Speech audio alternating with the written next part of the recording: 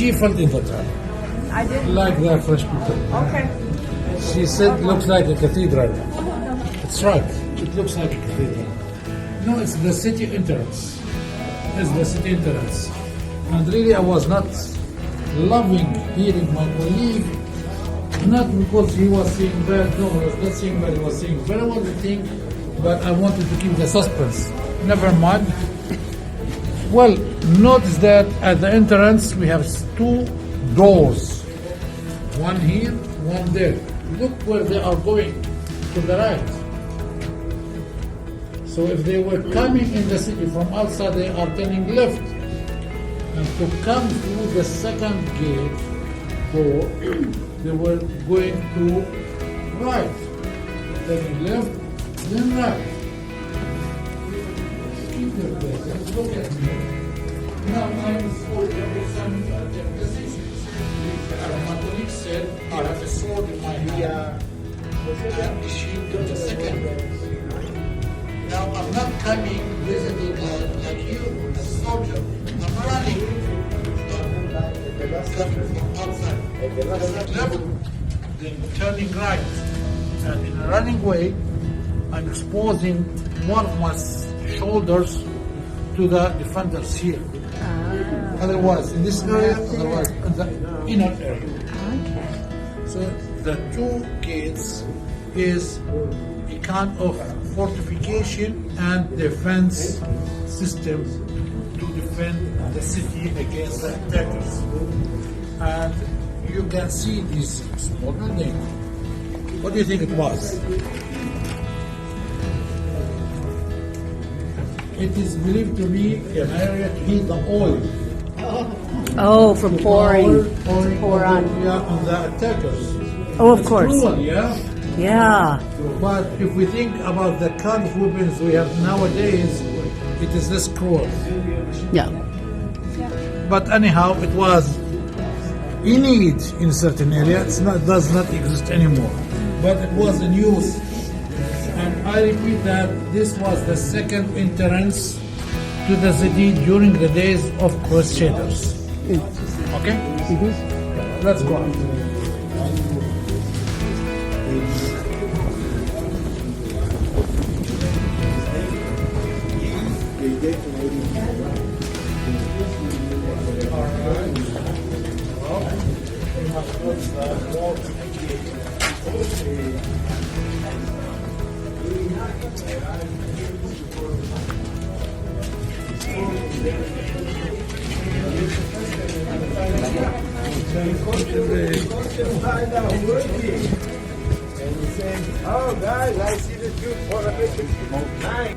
My friends, we're on the Mount of the Beatitudes.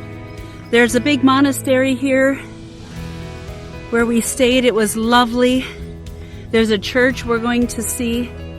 I watched the sunrise with Rick come up over the mountains, the high hills. But this area is where Jesus spent his time, where people gathered near the sea, probably a little lower, and they heard the words, "Blessed are you. Blessed are the meek, the poor. Blessed are those who weep. Blessed are you who are persecuted." 8 Beatitudes. 8 things to remind us that even in the midst of our vulnerability, we are blessed. Maybe not with riches, but we are blessed to have God accompany us on the journey, our life of hope and promise. So this is the lake or the Sea of Galilee. In this area, Jesus did some of his teaching. We don't know for sure about location and coordinates, but can you imagine hearing those words with the city of Magdala over here? Mary Magdalene, where she came from, Mary from Magdala. The city that was lit up last night for us. The sunrise over here was so magnificent and beautiful. We heard all of creation wake up with us this morning, and it was beautiful, and it was good.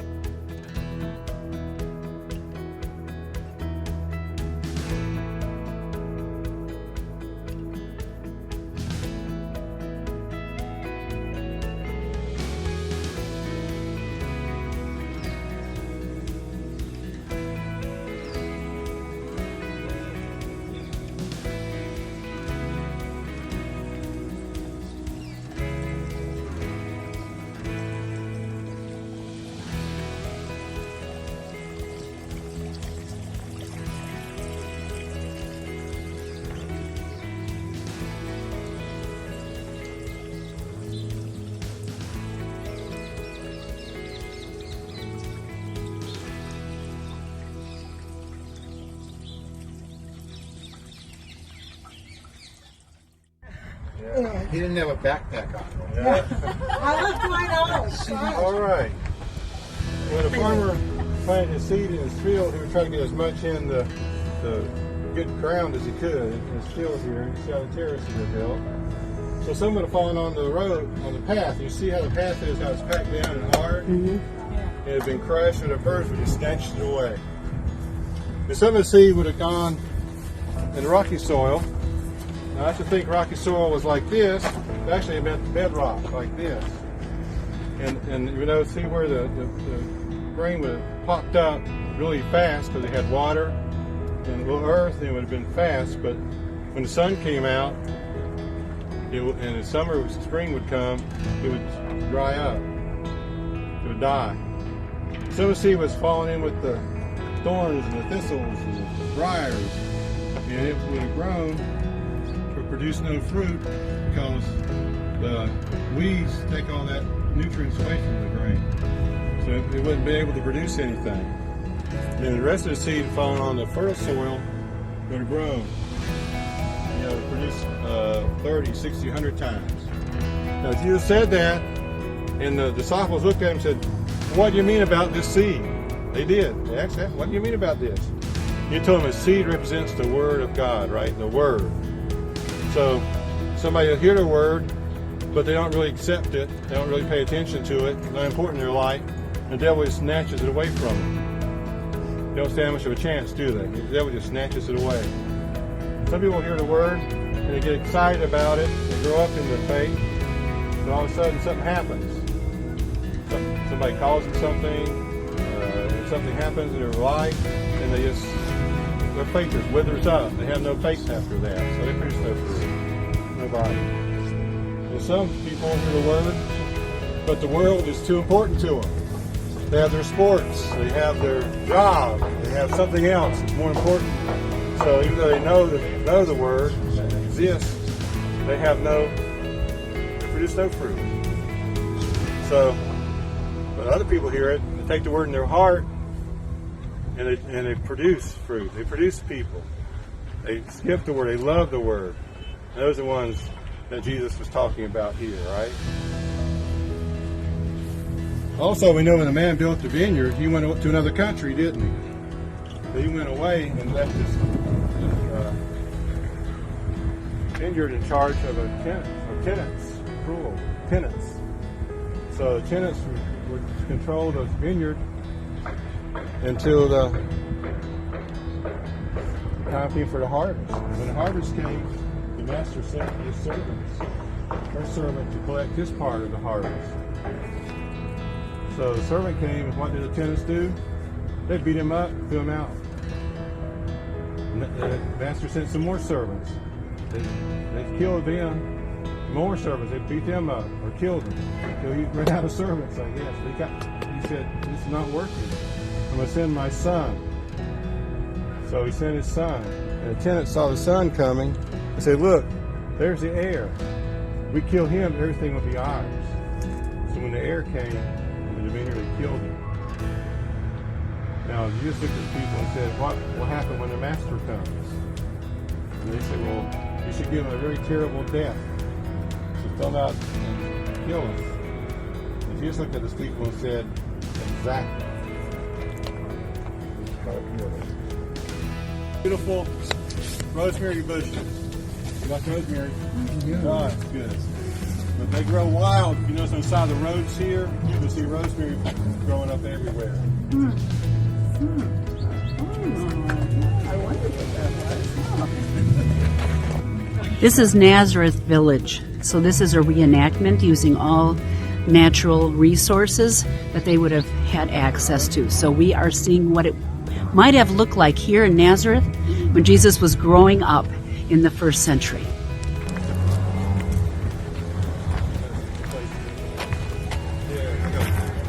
Mark my time by how close you are to the other group, right? You have gloves, actually. I was leaving the house, my wife's looking for my gloves. So I know you have gloves. I've never worn gloves here. I mean, the first winter we were here, I think the low temperature was 47. Now, last night it was down in what, 30, maybe about 31, down to 31, or going to 31 tonight. So, all right, everybody, we're getting ready to enter. Watch your step as you walk through. We do have donkeys on the loose somewhere, maybe. But if you look at this is our olive grove, and all these trees were transplanted here from Cana. From Cana. How the trees are cut. They'll cut any of the limbs that grow up. They'll cut so they all go Spread down. out. It's easier to get the olives off. Oh, yeah. And olive trees are very important to the culture here. And they withstand drought. They withstand fire. They're just a hardy tree, and they can last for thousands of years. If you have an olive orchard, occasionally one will die, but odds are you're going to have those trees for a long time. It can mean wealth for your family. We actually have an olive press here. We'll talk about the pressing olives and everything there. And once they move on, we'll move down. Just do watch your step. Rosemary bush. You like rosemary?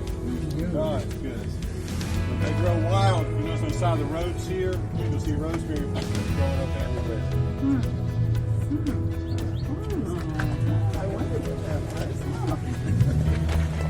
was. This is Nazareth Village. So this is a reenactment using all natural resources that they would have had access to. So we are seeing what it might have looked like here in Nazareth when Jesus was growing up in the first century.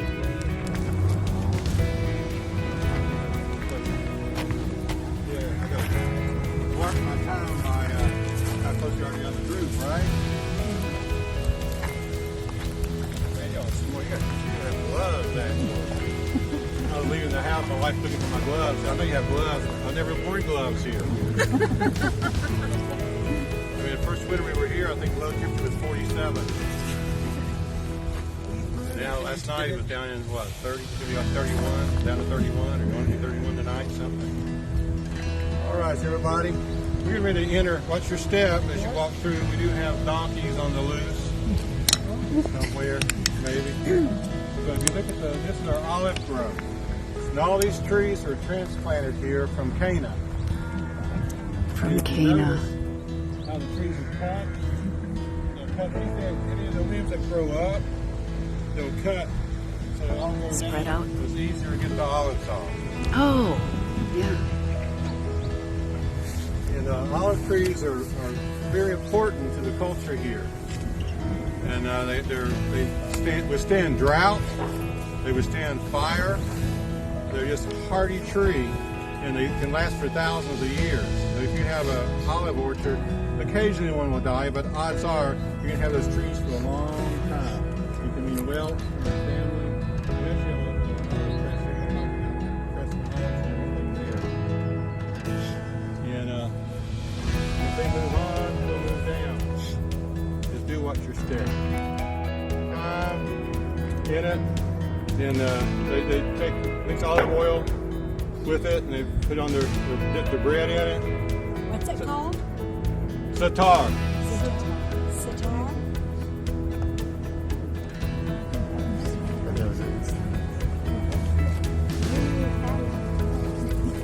Oh,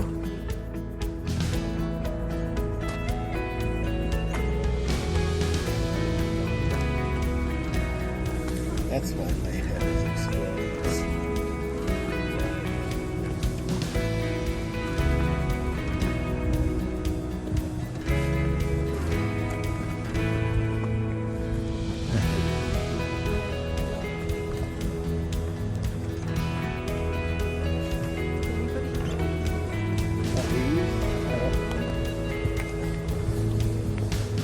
No, I can't. Out here to some thick walls.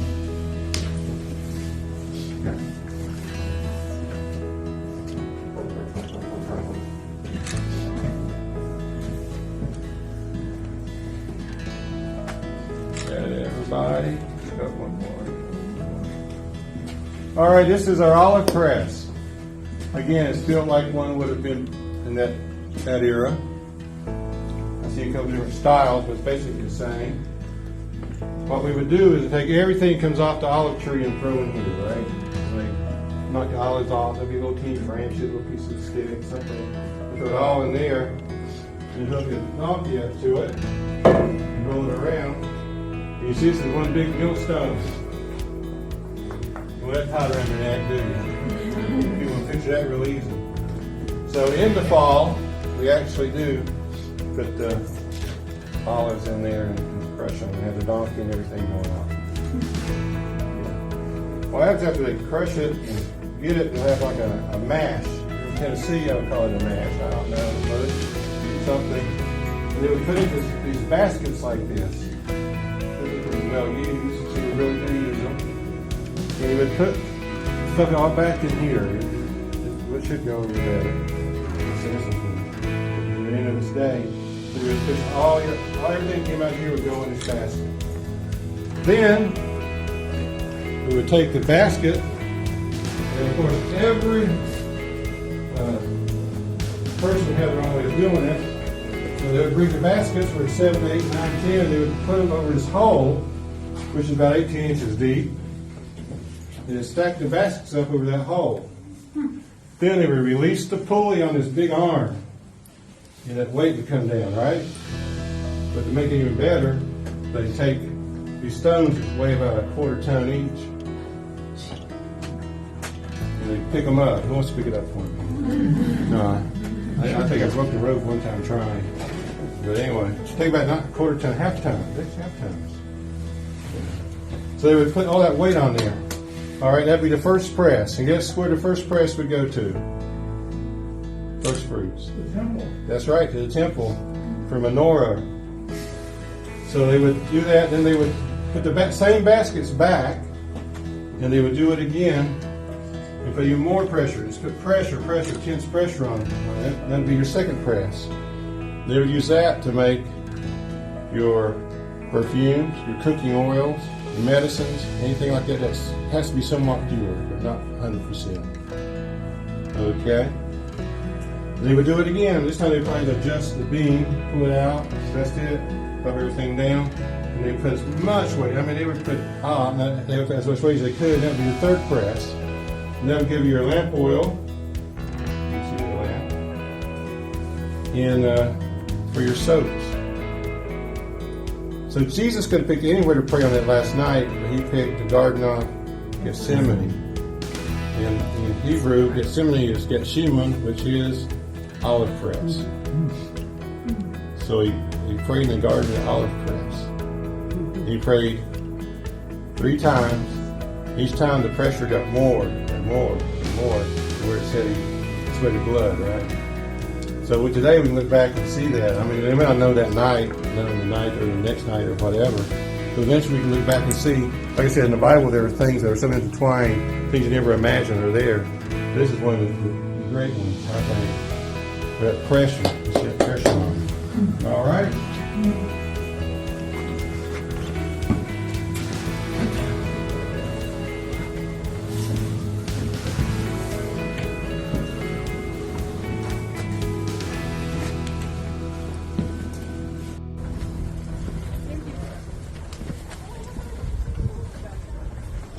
Like y'all been in the country for a long time yet? 2 days, so just now getting over jet lag. That's good. Day. Yeah. All right. This is our tomb. Now this was not here. Our guys actually built it out when we first started the village. It's interesting in that the tombs have to be located outside the village. And if somebody dies, they're going to be buried within 24 hours. That's still pretty much true. I mean, it takes something odd for somebody to have a funeral like the next day. So what they do is they'll take the body and the ladies will wash it and use herbs and spices on it, whatever herbs on it. And they'll take a special cloth and wrap the body in that cloth. It has herbs and cloth, and they put it into the tomb on a ledge. And they leave it there for 1 year. And in 1 year, they hope that the body's nothing but bones. At that point in time, they take the bones and put it into a box, an ossuary box. And those boxes, you know, are probably about that big. How they crunch down the bones, what they do, but they're not that big. They're not that big. They'll put those in the back of the tomb, the rest of the boxes. So we think that's where the phrase "to be buried with their fathers" comes from. They actually are generation to generation. Now, if you're poor, like Jesus would have been, they bury you in the ground. And we know, I think, some Psalms talk about Messiah being buried with the rich and the evil. In fact, that Joseph and Arimathea were buried in the tomb, which is in the ground. So a lot of things come together, young. It's really interesting. I would say you could look in there, but it's really not easy. That, if you want to,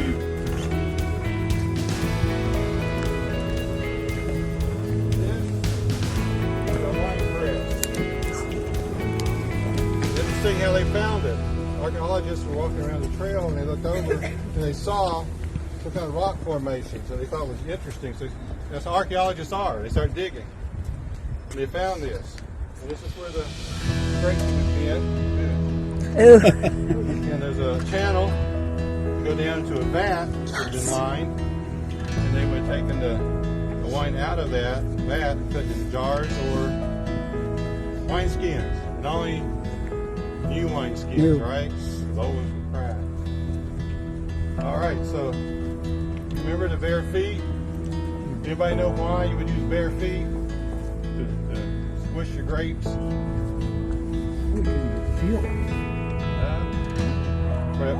That's not for that boutique either. No, whatever.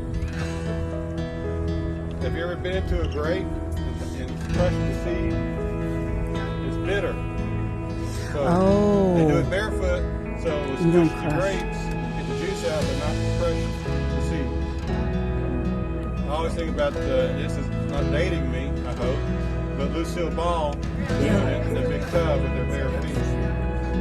That's how why they did still it. do it. What's interesting is they collect water in here also. They don't waste the thing. They can collect water, but you only get water a certain time of the year, like from October through March. So you should be about done with the rain, and this is colder than it normally is. All right.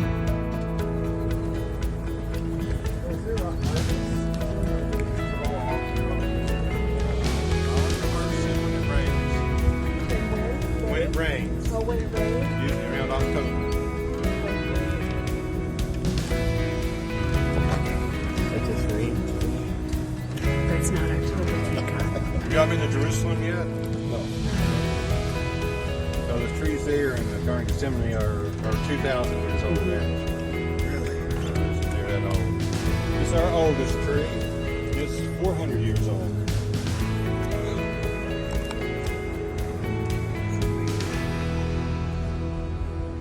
And when you look at that, it's hard to tell on this one.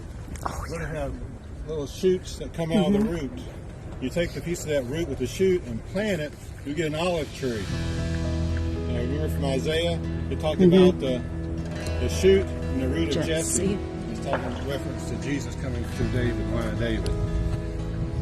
His other interesting fact is that the Hebrew word for that shoot is netzer. Netzerim plural, but netzer, that's where Nazareth gets its name. Its Hebrew name, netzer. And that shoot. So there's so many things in the Bible intertwined that you don't realize. We'll hit on some of them here. But think about that. Jesus, Nazarene, Netzer, root of Jesse. So many pictures.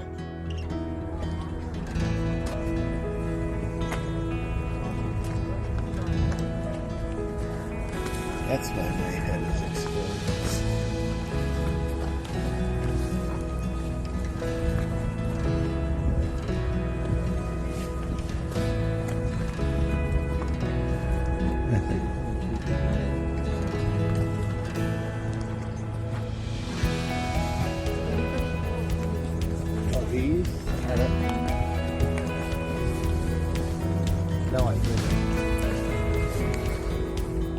apple tree, I didn't make it.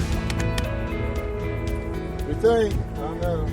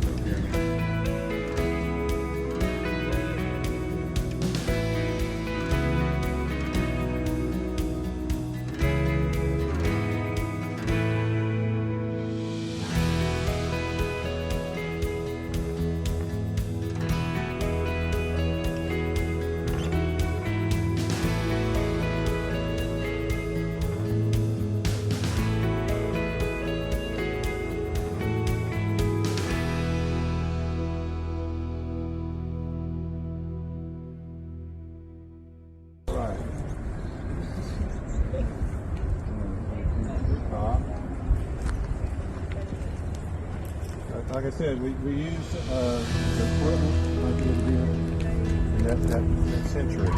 What you're standing on here is a threshing floor. Of course, you're not using it now because the wheat or nothing, there's nothing growing really up yet. We grow all kinds of stuff here, different things, watermelons, peppers, anything, whatever they want to. Sometimes they serve a meal here as part of the opportunity here, and they use this, like you saw the rosemary, they have thyme, they use different things, and they have vegetables out here. They grow a lot of cabbages. Cabbage salad is big here, in case you're wondering. Different kind of cabbage salads, so there's cabbages, watermelons during the season. What you're standing on right here is the threshing floor. And it's interesting because if you look over there, you'll see a sled with holes. That's actually the bottom of it. That's the old one. When they get to the season, they'll bring another one out and repair it out or whatever. So what they do is they cut the wheat, throw it down here, the stems, everything. And they put rocks on the bottom of that sled, and hook it up to the bottom, and they run it around until they separate everything out. Once they do that, they'll pull the stalks out. It'll be easy to do. They go through the hand and pull all the stalks out, and that leaves the chaff in the grain. So they'll take a winnowing fork, which is a lot like a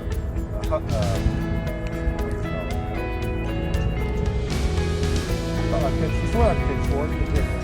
You throw it up, like you have on the floor up in the air, and the breeze, which we have a lot here, to separate the chaff from the grain, right? Yeah, chaff will just blow away in the wind and the grain will fall. And they'll take the chaff to the fire and the grain to the barn, right? Like John the Baptist talked about, he said that I'm not worthy to tie the sandals of the one that's coming after me, but he would take his winnowing fork and separate the chaff from the grain, and the grain he'll put in his barns, and the chaff he'll burn up in eternal fire. So you see that picture of what's useless, the chaff, and what's useful, the grain. Okay?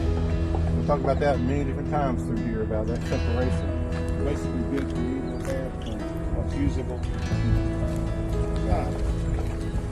Alright. Not going to be at that time. Every time we go on the village around 200 people. So supposedly you can put 200 people in here, which at Christmas is kind of close to. Wow. A synagogue.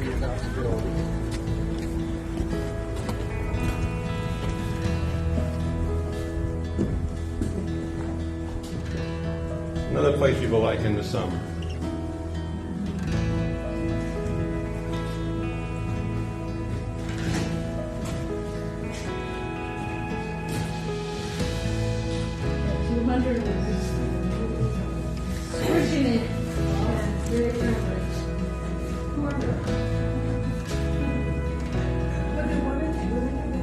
Yes. One side of the room, one side the children, one side of the room. You understand the synagogue is a community center at the time. And if you have any, like I said, classes, kids come here, you have disputes within the village, everybody can come here for that. Any kind of community meeting, decide something as a community. on Sabbath when they would have religious services here, right? For church. Now, if you look and see, this is sort of, like I said, built using their materials and their technology. Right?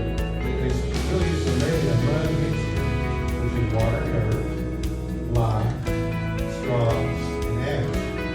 And first they were supposed to put down with the floor, and they would roll it. They roll it out flat, put it in a can, and then set it paper.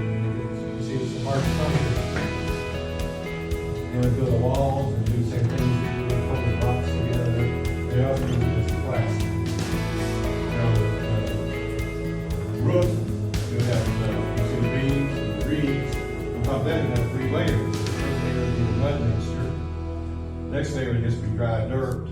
And the next layer would be the mud mixture. So you have 3 layers to try to stop the water from getting in here and keep it as dry as possible. Off the side, you would have one room. That room is where they kept the scrolls in the pottery jars. And it would be intended for that. And now, I'm going to turn you over to the rabbi.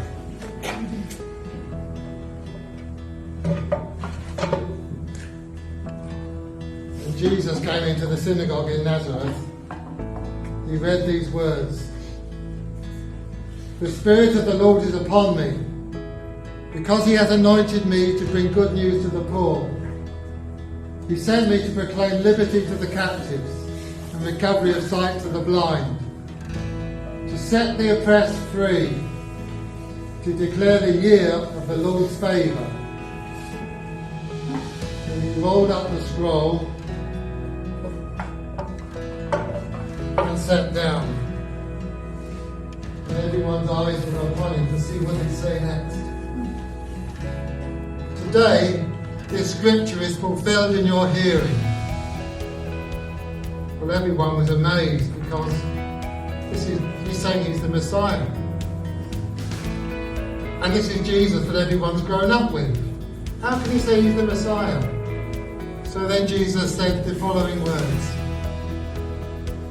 Surely you will say to me, and quote this proverb, Physician, heal yourself.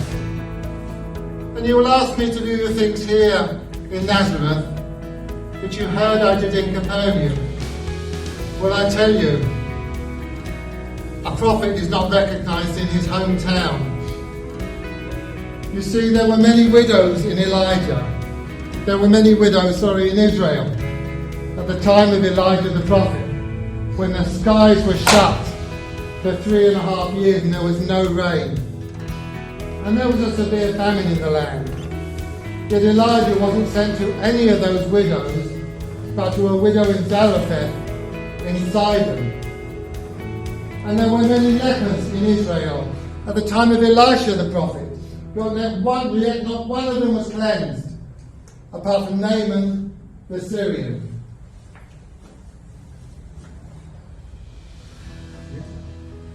And when they heard those words, everybody got terribly angry at what Jesus was saying, and they threw him out of the synagogue and tried to push him over a cliff. And your guide will tell you why.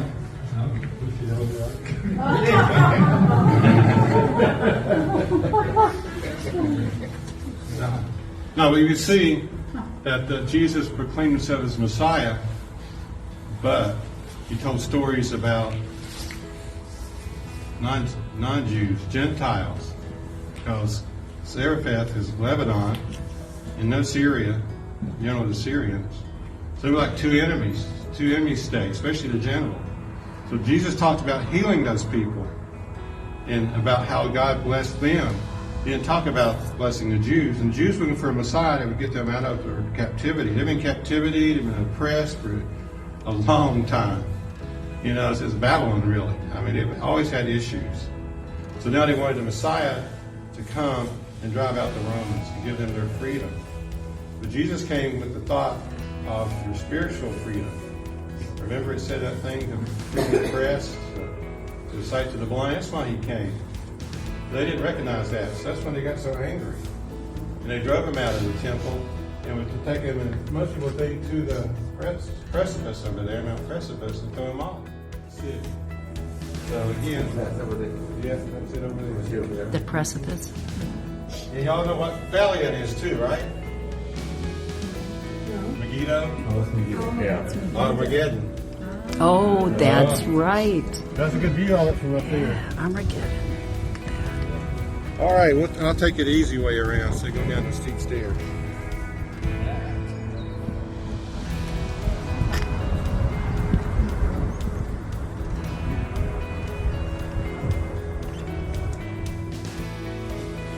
All right, everybody, this is our weaver, Hannah.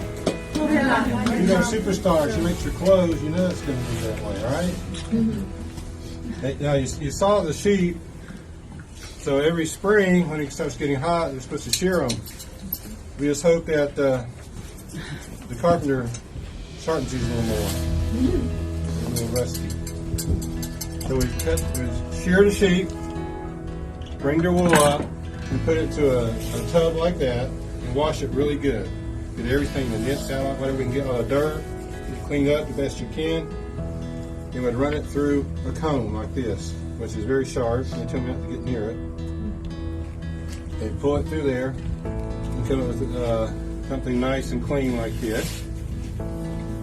Excuse me. Then you got to make a decision. What do you do with your wool? Do you leave it natural, which is what a poorer person would want, right? No cost involved in dyeing it. Or if you want to dye it, what would you use? Well, we know pomegranates would make our red and orange. Pecans, I think it would make this color, which I'll call a grayish green. Onion, make this color.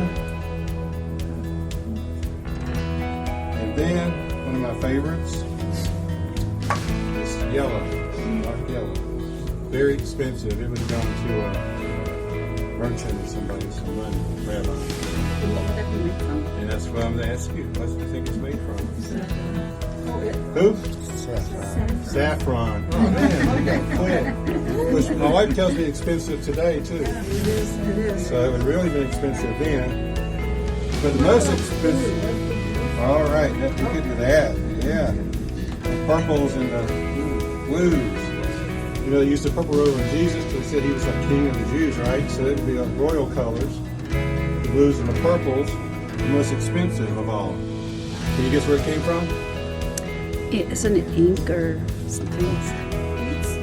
Ink. Sea snail. Snails, that's it. They have to be alive when you squeeze them. And it takes like Yummy. it takes like 4,000 of these to make one liter of dye. Wow. That's why it's expensive. And who was the dealer in purple? Lydia? The Bible? Yeah. She would have been pretty well off. All right. You ready? You ready to work your magic? No, this is amazing to me. God, amazing to make it see. That's how you spin your thread.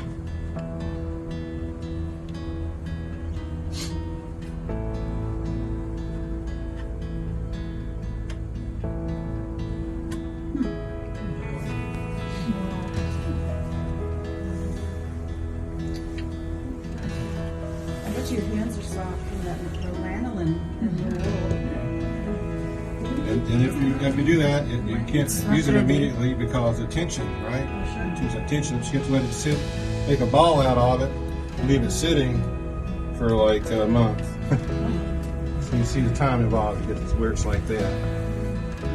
And then the weaver would put it on the loom and double the threads, row in the back, row in the front, and would run the shuttle through, right? Like Proverbs 31 hard one. Don't ask me how you get the pink, because I really don't know. You told me. It's a trade secret.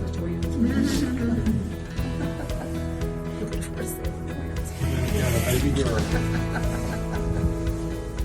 And once you got it in there, she would use the comb to tighten it.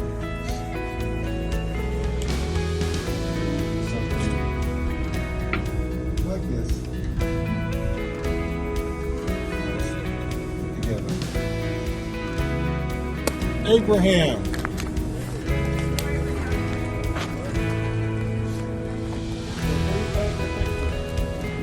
So lambs growing up.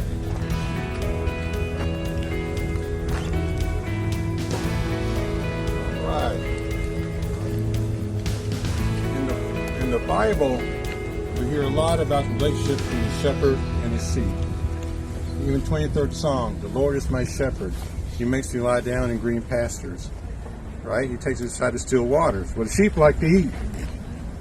That's their favorite. One of their favorite things to do is to eat. So that's taken care of by putting them in the green pastures. Also, they only drink still water, water that's not running.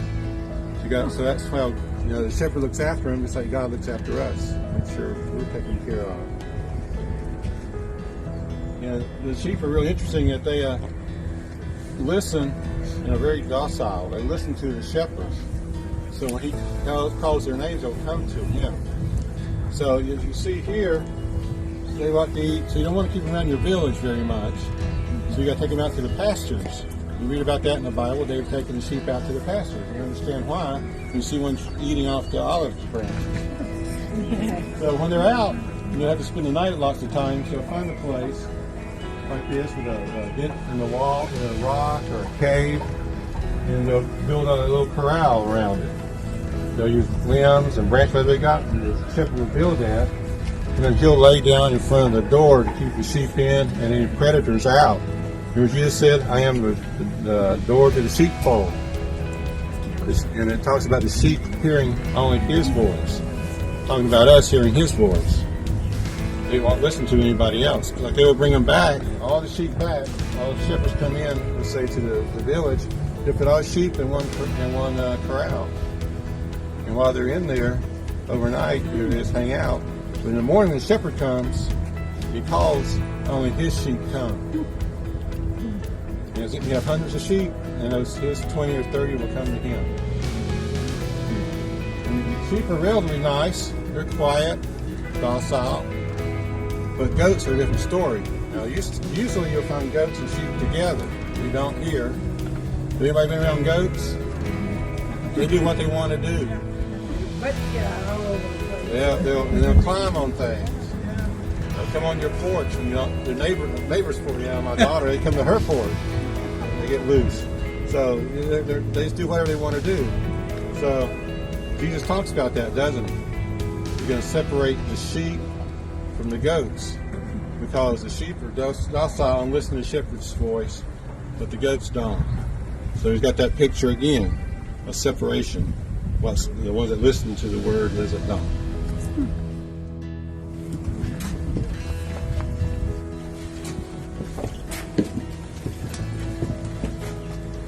And everybody?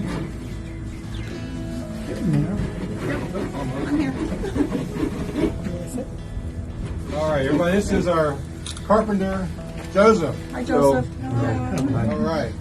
Very important. You can tell about you have a good carpenter in your town. He's one of the best. Good to have a sharp tool. He does everything. Now, a lot of things, tools haven't changed a whole lot in 2,000 years. They're very similar. This is one of my favorites. You know what this is? Plain. That's right. I had one just like that somewhere. I have it still, I guess. I got from my father-in-law, and it's probably about 100 years old. It doesn't look much different than that one.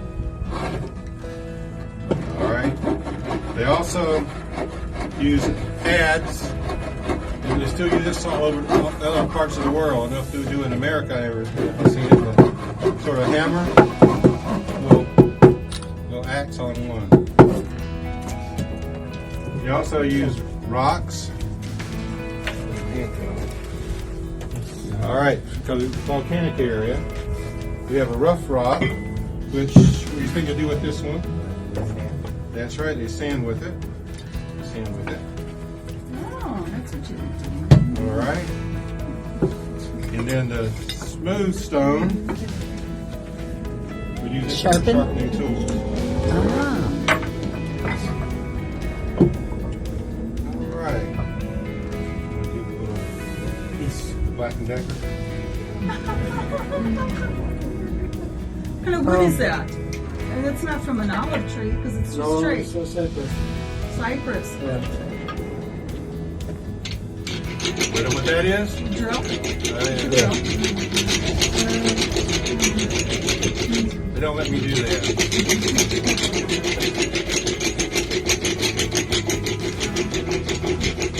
That was the first incidence of carpal tunnel. Yeah. All right. When we think about the carpenter, we think about woodworking. That's sort of a European concept. In Greek, the word is tekton, which means builder. And what you see we build a lot with in Israel. Stone, that's right, rock, stone. So not only would Joseph and Jesus been working with the wood work, but they would work the stone, and stone tools behind you there. You see how heavy some of them are. You can imagine having to lift those stones up. Of course, a donkey would have helped them. I mean, a pulley, a little donkey would help them a lot, but still, there's a lot of work there. So when you think about Jesus, you always in the movies see a little really skinny guy on the cross, right? And you wonder, how did he ever chase the moneylenders out of the temple? Well, no, he would not have been like that, because you can imagine just from the normal work, all day long, hitting, hammering, drilling. But then you have to throw in picking the rocks up, moving the rocks around, putting lintels up, all the building they would do. So it would build up their strength. All right, thank you, Joseph. Thank you very much. Yeah, we got the village here.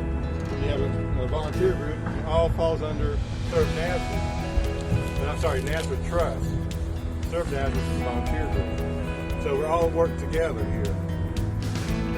And it's a sort of a miracle this land is here, because it's been here for over 100 years. It started off as a clinic up here.